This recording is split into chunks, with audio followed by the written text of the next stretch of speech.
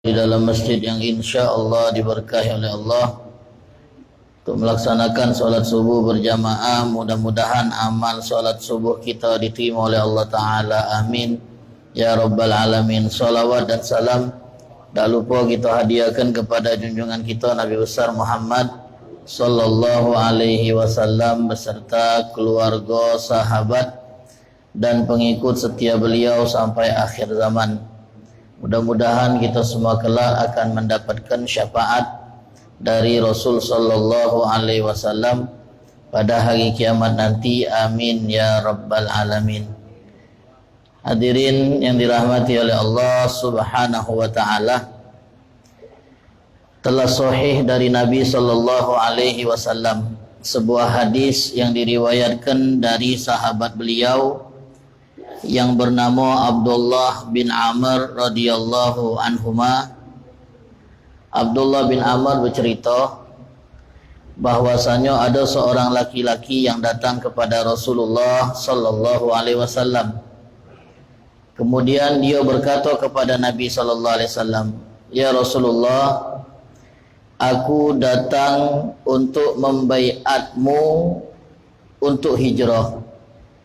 Aku datang ke Madinah untuk berbaiat bahawa aku nak hijrah, nak pindah. Dan ketika aku pergi ke sini untuk membaiatmu dan pindah ke tempat ini, aku ninggalkan kedua orang tuaku dalam keadaan menangis karena mereka tidak rela dengan kepergianku dan kepindahanku. Tapi aku tetap nak pindah itulah. Makanya aku datang ke sini nak berbaiat kepada engkau supaya engkau beri izin aku berhijrah supaya pacak tinggal dekat dengan engkau. Dan saat aku ninggalkan rumahku dan orang tuaku, mereka menangisi kepergianku." Hadis yang ma'ruf, hadis yang masyhur. Maka Nabi SAW bersabda kepada laki-laki tersebut, "Kembalilah engkau kepada kedua orang tuamu dan buatlah keduanya tertawa sebagaimana engkau telah membuat keduanya menangis." Hadirin yang dirahmati oleh Allah, hadis ini memiliki banyak sekali faedah di dalamnya. Yang di antara faedah yang bisa kita dapatkan dari riwayat tersebut yaitu tentang keutamaan membuat orang tua kita tertawa, keutamaan membuat orang tua kita tersenyum, keutamaan mengembirakan hati kedua orang tua dengan candaan, dengan cerita-cerita lucu yang dibolehkan oleh syariat, kemudian dengan tutur kata yang lembut dan hal-hal yang lain yang bisa membuat orang tua bahagia. Itu sangat luar biasa sekali fadilahnya dan keutamaannya. Hadirin yang dirahmati oleh Allah Subhanahu wa taala, dari hadis ini juga kita menjadi tahu bahwasanya amalan sunnah itu tidak bisa mengungguli bakti kepada orang tua. Izin hijrah yang disebutkan oleh laki-laki ini kepada Nabi, hijrah sunnah. Ada hijrah yang wajib. Hijrah wajib itu adalah di awal-awal Nabi pindah dari Mekah ke Madinah. Itu hijrah yang wajib. Semua yang tidak ada halangan untuk hijrah wajib hijrah ke Madinah. Namun setelah penaklukan kota Mekah dikuasai oleh Rasulullah SAW dan kaum muslimin, maka kewajiban hijrah itu ditutup. Sehingga kalau nak pindah hukumnya sunnah. Laki-laki ini datang kepada Nabi setelah Fathu Mekah, minta izin nak hijrah mendekat ke Nabi SAW. Tapi kepindahan dia dari tempat tinggalnya ke tempat tinggal Nabi membuat orang tuanya menangis kerana tidak rela anaknya pindah, pengen anaknya tetap ada di dekatnya. Kata Nabi SAW, "Balik, tak perlu kau marak-marak ke sini, tak perlu kau tinggal dekat sama aku, tetap dekat sama orang tua." Bayangkan, siapa yang tak galak dekat sama Nabi SAW? Yang tidak galak tinggal di mana Nabi tinggal, yang setiap hari bisa mendengarkan Istilahnya itu petua-petua dari Nabi SAW, ilmu-ilmu yang diajarkan oleh Nabi SAW. Maka laki-laki ini beranggapan tinggal dekat Nabi lebih menyenangkan, tinggal dekat Nabi lebih membahagiakan. Dia tinggalkan orang tuanya, walaupun orang tuanya nangis. Tahu-tahu sampai ke sana disuruh balik. Jangan kita bayangkan jaraknya itu antara 13 Hulu dengan Kuta, marah. Tinggal nyebrang musim 4, jauh. Transportasi zaman dulu naik onto, bukan Toyota, naiknya onta. Harus balik lagi kata Nabi. Buat orang tua kau ketawa sebagaimana kau telah membuat dia menangis. Ya kalau patuh dengan Nabi SAW, balik dia. Dia lepo orang tuanya. Dia senangkan lagi orang tuanya dengan kepulangannya. Hadirin yang dirahmati oleh Allah, kenapa Nabi nyuruh dia balik? Karena Nabi tahu berada di dekat orang tua yang berharap anaknya ada di dekatnya itu lebih utama daripada meninggalkan mereka untuk hal-hal yang sifatnya sunnah. Ada anak yang izin sama orang tuanya, "Bah, Bu, pengen merantau, pengen ubah nasib. Kalau dengan merantau nasib kita berubah. Pengen nyari gawean, caknya di tempat kita ini peluang aku tak terbuka. Kalau di tempat lain ada peluangnya." Kata ibunya, kata bapaknya, "Sudah-sudahlah nak, mantap-mantaplah di sini. Para orang tua, kami ni kalau ada kau tu ngasuh tenang, ngasuh senang, ngasuh damai. Tak usah nak jauh-jauh dari kami." Tetap dia nak mudik tu lah, tetap dia nak merantau tu lah. Adu argumen dia sama orang tuanya pengen dia berada di dekat mereka, nunjuk alasan-alasan, mak mana kalau kami sakit, kau anak lanang sikok-sikoknya, cak mana kalau kami meninggal, dan seterusnya. Dia tetap dengan alasan yang dia punya juga. Tapi kalau kita cak inilah tak bakal berubah keluarga kita. Pada akhirnya dia tetap dengan prinsipnya nak mudik tu lah, nak merantau tu lah, tinggalkannya orang tuanya. Tinggalkannya. Nah, hal ini hal yang kurang pantas. Hal yang semestinya sebagai anak kita mengalah dengan apa yang diinginkan orang tua selagi itu baik sebenarnya. Kita punya keinginan yang menurut kita baik, orang tua kita punya keinginan yang menurut mereka baik, dan kita juga tidak mengatakan pilihan orang tua kita itu jelek, tidak. Baik, tapi menurut kita pilihan kita lebih baik. Ngalah gitu. Tak usah nak berdebat. Tak usah kita nak ngajukan alasan bahawasanya pilihan kita yang benar. Al-Imam Syafi'i pernah ditanya, "Wahai Imam, kira-kira layak tak kalau ada anak berdebat dengan orang tuanya?" Kata Imam Syafi'i, jangankan berdebat dengan orang tua, berdebat dengan sendalnya pun tak boleh. Sangkinnya tu, sendal tak baca dia debat, baca nyebat je. Debat tak baca. Jangankan berdebat dengan orang tua, berdebat dengan sendalnya tak boleh. Kita sebagai anak harus patuh manut, nurut Karena keberkahan ada di dalam patuhnya kita dengan keinginan yang diinginkan oleh orang tua kita. Dan kita mau mengalah dengan keinginan mereka. Walaupun kita punya cita-cita, punya keinginan yang menurut kita baik buat masa depan kita.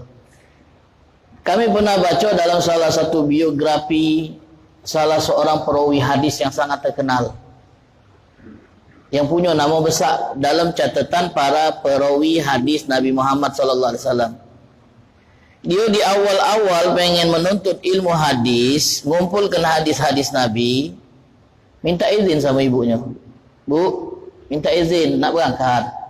"Untuk apa?" "Belajar." "Di mana?" "Luar kota." Jauhnya uji ibunya. "Siapa yang nemenin ibu kalau kau berangkat?" "Tapi kawan-kawan aku berangkat galau, Bu, belajar galau, aku ketinggalan." "Dah apa-apa," ibunya. "Kawan kau berangkatlah dulu, kalau kau temani ibu dulu." Nurut dia. Teman-temannya lah mudik, kalau berangkat, kalau belajar. Ke seorang ahli hadis yang terkenal, yang tempatnya itu di luar kota. Lama kawan-kawannya belajar, dan dia masih mendep di kampung ngurus ibunya, nemani ibunya. Sampai pada akhirnya ibunya meninggal dunia, dia pun mulai meneruskan apa yang dulu dia cita-citakan, belajar, berangkat dia. Dengan guru yang dulu dia pengen sekali belajar dengannya. Berangkat, tapi terlambat.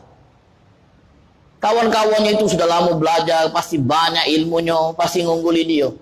Dia berangkat, bismillah, dak katik lagi yang nak diurus, ibunya sudah meninggal, dia sudah memenuhi keinginan ibunya, berangkat dia. Belajar dengan tekun, akhirnya mengungguli kawan-kawannya yang berangkat duluan. Berkah ngikuti keinginan orang tuanya, yang pengen dia tetap ada di dekatnya dan di sampingnya.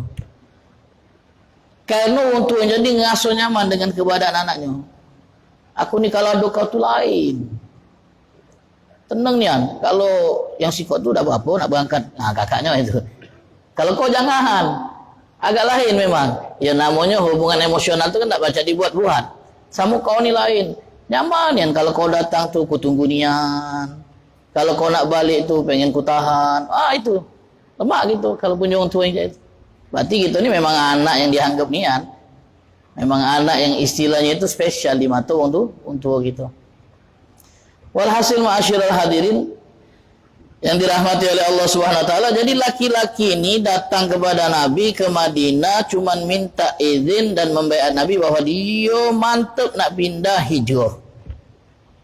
Tapi dia ngabari orang tuanya nangis. Akhirnya Nabi ngomong balik.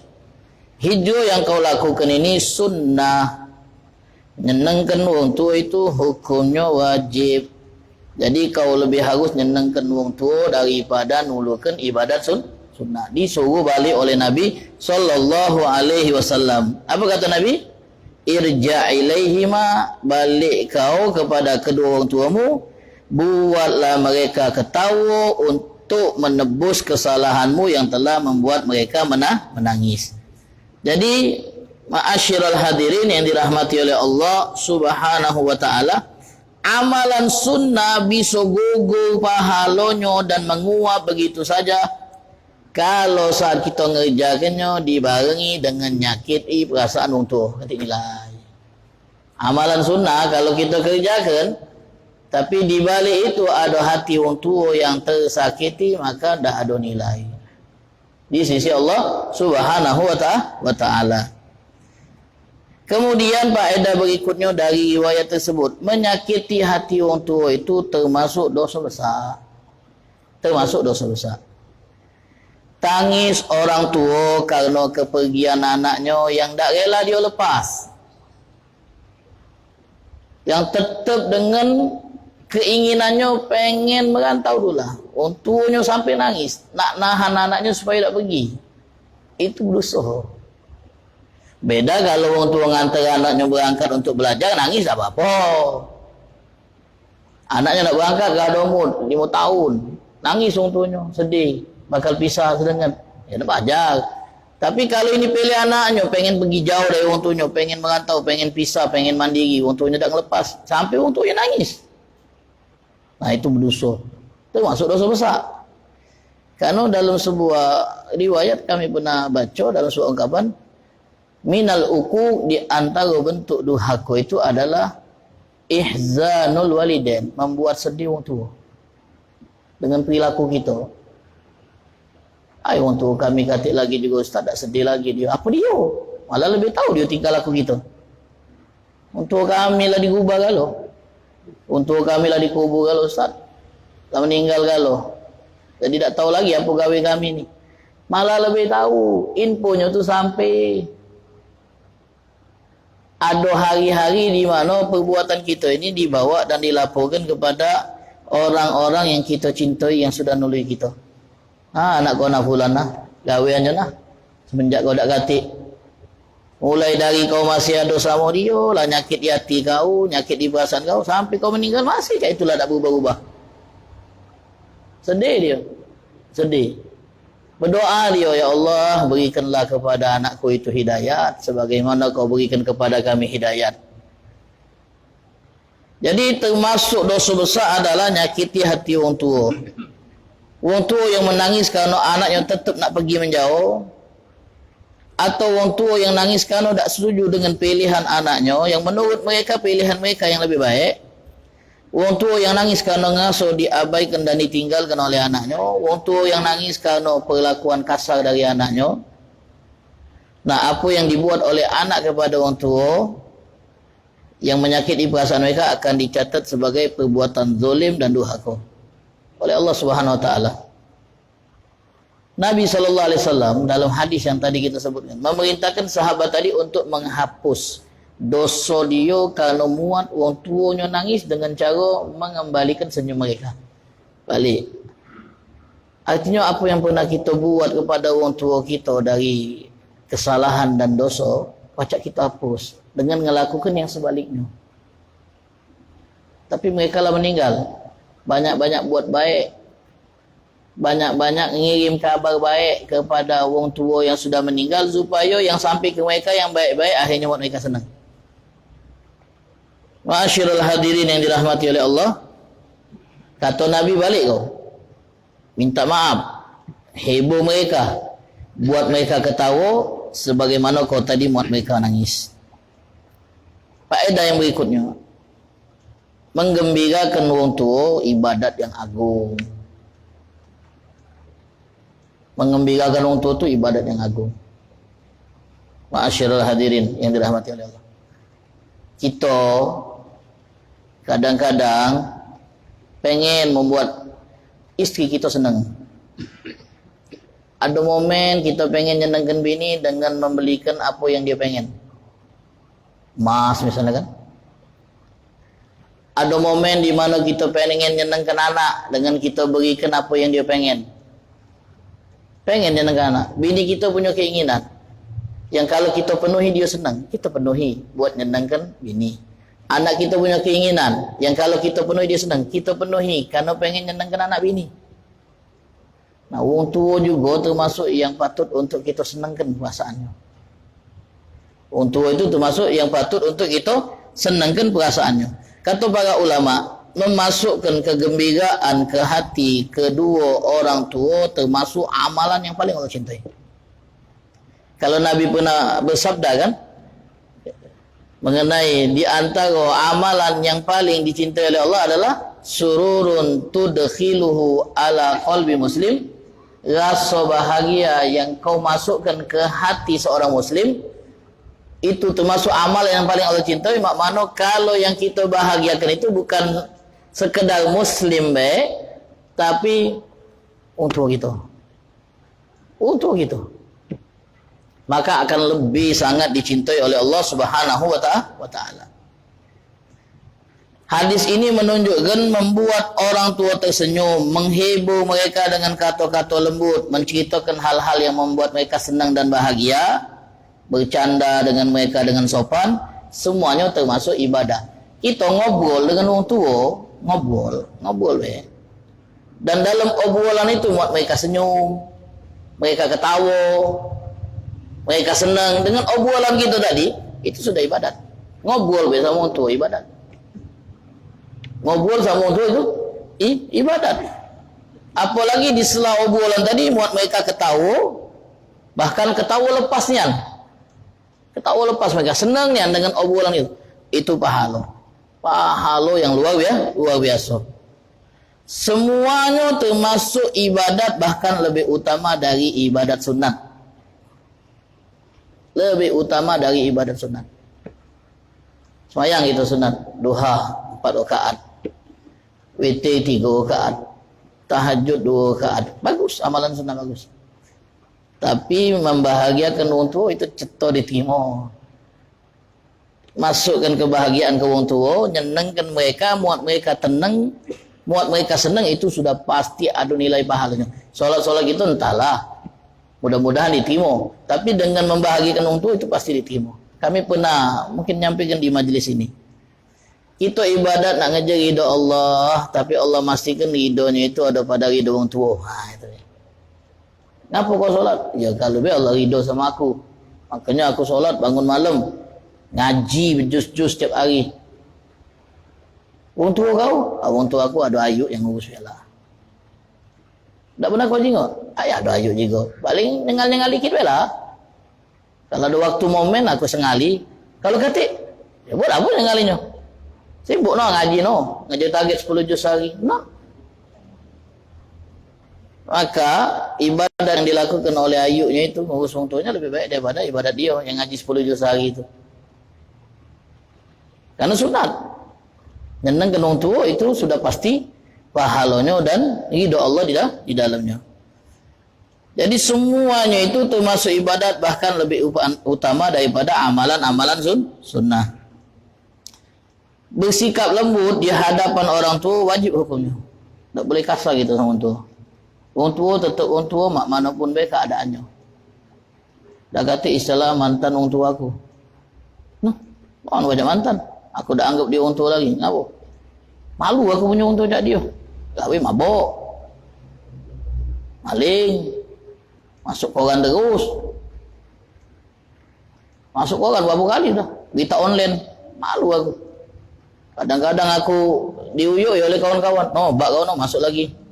Udah mandi wae. Lah nyelot, judi, mabuk, apanya ini? Malu dia punya bapak itu. Tapi tetap manapun dia bapaknya. Tak kata istilah mantan bapak. Karena ikatan antara anak dengan orang tua tak bakal putus. Tak bakal putus. Tetap dia bapak. Jadi tak boleh bersikap kasar. Tetap harus lemah lembut kepada orang tua. Walaupun orang tua kita jahat. Jadi perintah Nabi kepada sahabat tadi, fadhakhuma, buat mereka ketawa, itu hanya bisa dilakukan oleh seorang anak kalau dia punya sisi kelembutan. Anak yang kasar tak baca mak orang tuanya ketawa. Kalau dia punya tutur kata yang baik, sikap yang hangat dan perhatian. Kalau tak punya empat ini, tak mungkin dia baca mak orang tuanya ketawa. Ada anak kasar, dingin, galak berbantah sama orang tuanya. Dia kalau ngobrol sama orang tua, bantah terus. Becak beda partai je gitu. Tak pernah aku. Berdebat terus sama orang tuanya. Tak pernah aku. Orang tuanya ngomong A, dia nak B. Orang tuanya ngomong B, dia nak A. Tak pernah ketemu. Nak dibantah itulah orang tuanya itu. Wala haula wala quwata illa billah. Jadi menyenangkan orang tua itu menghapus kesalahan. Menyenangkan orang tua itu bisa menghapus kesalahan kita.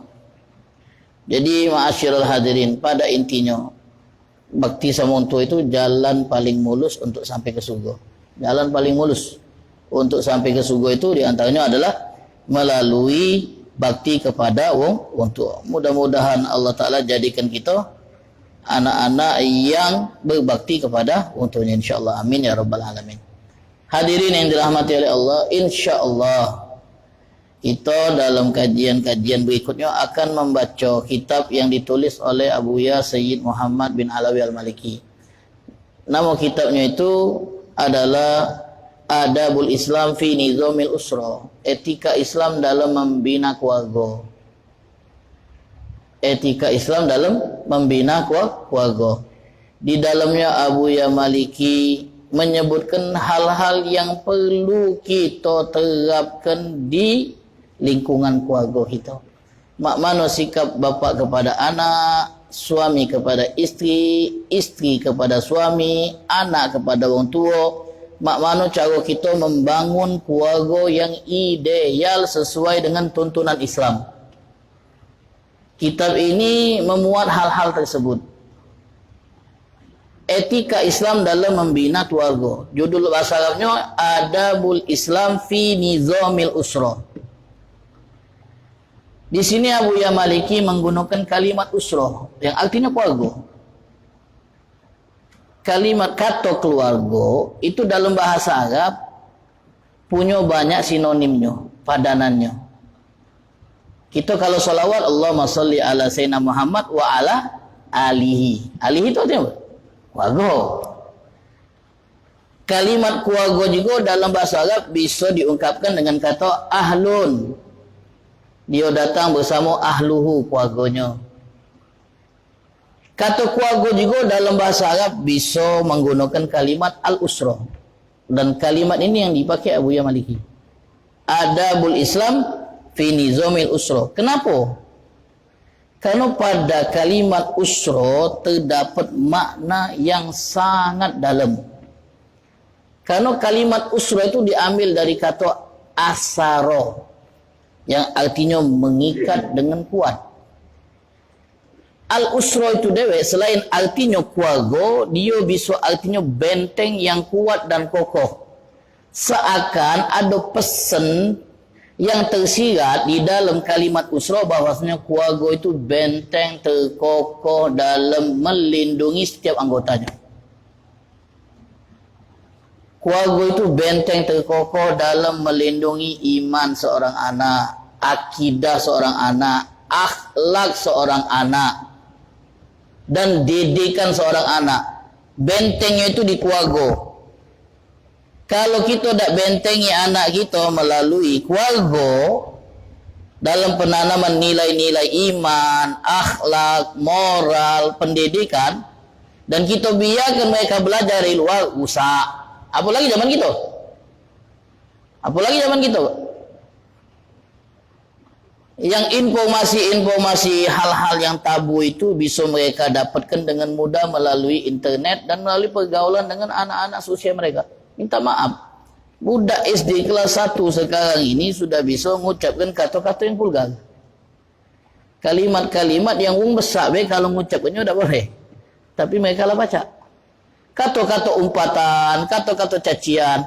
Kita tengok banyak sekolah-sekolah yang ada salah satu siswanya yang mengalami yang namanya bullying. Bulian. Dari mulai tingkat SD, SMP, SMA. Ada korban bullying. Sampai kemarin kan ada yang korban jiwa mati sampai. Karena dibully oleh teman-temannya, dia milih bunuh diri. Bahkan ada yang meledakkan diri yang di Jakarta itu. Ternyata korban bullying. Ini anak-anak yang tidak dibentengi oleh keluarga yang mendidik dengan baik, menjaga nilai-nilai moral. Kalimat usra yang dipilih Abu Yamliki sangat indah.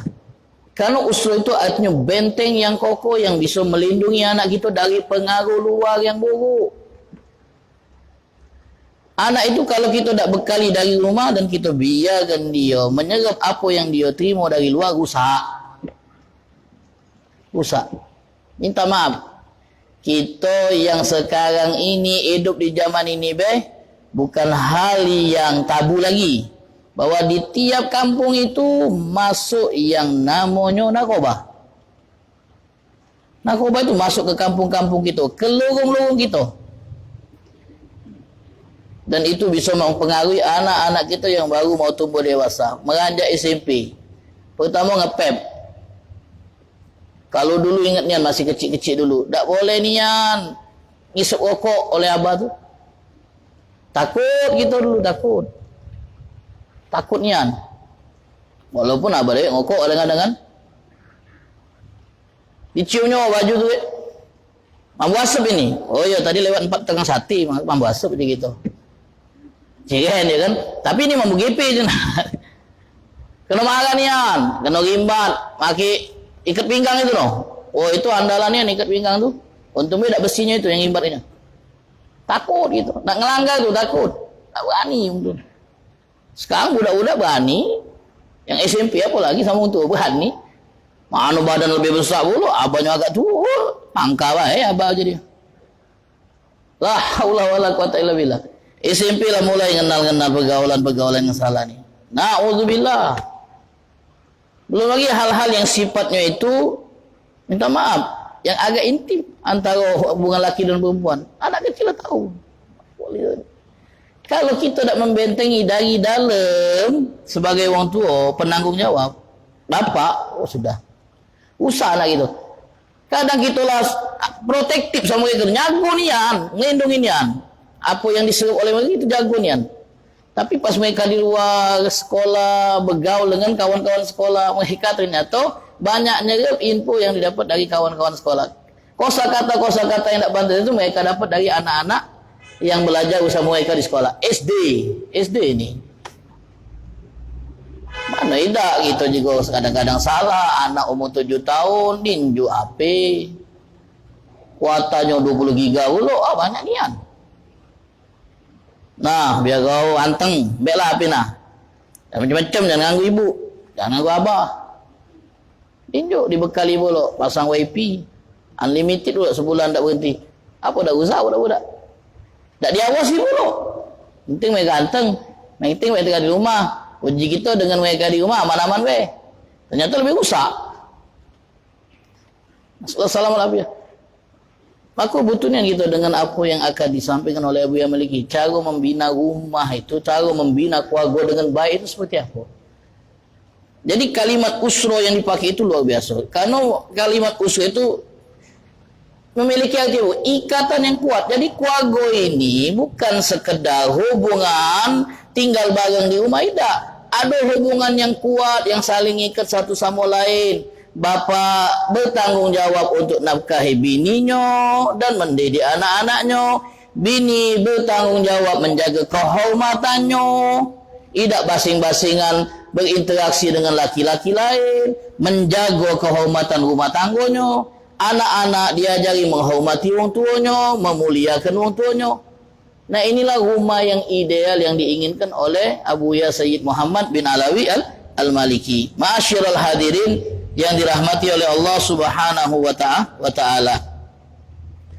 Nah, ikatan antara anggota keluarga yang diikat oleh iman, oleh Islam, itu akan kuat dan kokoh.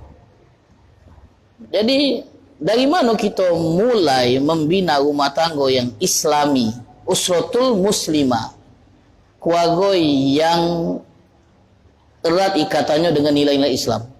Kami pernah dengar salah satu muhadarah ceramah dari seorang ulama dari Maroko, Syekh Muhammad Said Al-Kamali. Beliau ketika membahas tema tentang membina rumah tangga dan keluarga yang Islami. Kata beliau, kalau nak membina dan membangun rumah tangga yang Islami itu dimulai bukan dari saat kita lah punya anak, tapi dari saat milih calon ibu buat anak kita. Dari saat mulai milih ibu untuk anak kita, lagi kita ajari untuk anak-anak kita ini. Kalau kita tak lagi kan nyari ibu kan, untuk anak-anak kita kita. Kita tahu dulu. Anak-anak kita yang lanang, yang betina, milih dari calon pasangannya itu. Tujuan mereka nikah itu tanya, ngapo kau nikah, ngapo? Ya kalau kawan aku kawin, kalau aku dia belum ada, aku belum kawin. No, berarti cuma melok-melok terien baik, karena kawan lah kawin kalau dia pengen kawin juga.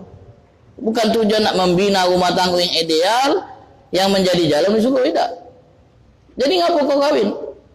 Kawin itu lembak jadi, lembaknya apa? Ya ngopi dibuati, tidur digewangi, jika itu. Pikiran dia ke situ. Padahal yang sudah 10 tahun kawin tahu mana beratnya rumah tangga itu. Kata kawan tadi. Jadi tujuan kawin itu ngapa-ngapa? Kata Sayyidina Umar bin Khattab, "Innama natazawwaju linukhrija min aslabina man ya'budullah." Kita ini kawin, kata Sayyidina Umar, tujuannya supaya keluar dari keturunan kita orang yang nyembah Allah. Nambahi anggota yang nyembah Allah. Manyai wong yang bakal nyembah Allah.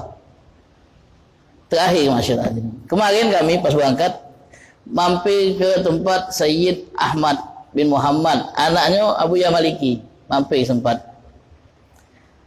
Majelis beliau ngajar kitab Bukhari. Ada banyak tamu. Di antara tamu yang hadir itu anak dari teman Abu Yahya Maliki. Di antara yang hadir di masjid itu anak dari temannya Abu Yahya Maliki, namanya Syekh Dahir Usman dari Nigeria. Yang hadir ini anak-anaknya. Bapaknya ini tokoh Toriko Tijaniyah di Nigeria. Anak-anaknya nak nyalin hubungan lagi dengan anak Abu Yahya Maliki. Dulu abah kita berkawan, sekarang giliran kita yang nyalin hubungan. Datang ada mungkin 3-4 ikut anaknya datang lanang. Dikenalkan oleh Sayyid Ahmad. Ini anak dari teman akrab ayah saya, Abu Yahya Muhammad Alwi Maliki. Mereka ini anak Syekh Dahir Usman Buci dari Nigeria. Syekh Dahir itu anaknya 7 buliko. Anak langsung 7 buliko. Kita dengarnya bersau. 7 buliko. Anaknya itu anak langsungnya 7 buliko. Ada juga, oh ya ada mamang anak tuh anaknya 25. Kemana? Dah tahu ceceran. Oh ceceran, oh, mana itu? Ada yang Cianjur, ada yang Bogor bagian Pucuk sana, ada yang di pantai macam-macam. Sampai tak terdata lagi saking banyaknya. Ini anaknya 7 buliko. Jangan tanya bini berapa, dah tahu anak. Abu Yahya Maliki dah nyebut berapa bini yo. Dia tak mungkin siko. Ya tak mungkin sih. Sikok mungkin berapa kali beliau zuat? 70 ikut. Apal Quran kalau? 70 ikut tu apal Quran kalau? Cucunya lebih dari 100. Cucunya lebih dari 100. Anak dari cucunya itu sudah puluhan juga. Kata Syed Ahmad, oh Syekh ni mangun desa baca aja. Cukup itu untuk mangun desa itu, kakaknya itu saking banyaknya.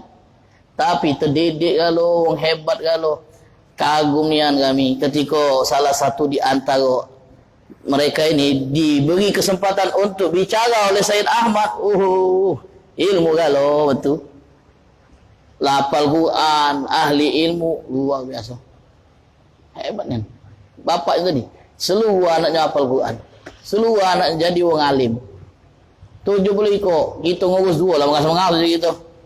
Baru nak jadi orang hafal Quran kalau ini 70 ikut. Ini didikan yang luar biasa. Jadi memang dia itu membina rumah tangga, melahirkan banyak anak untuk mencetak orang-orang hebat.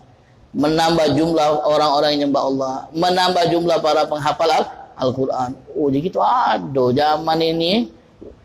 Umurnya itu sudah hampir 100 tahun Syekh Dahir itu. Syekh Dahir. Boleh kita cek di Google.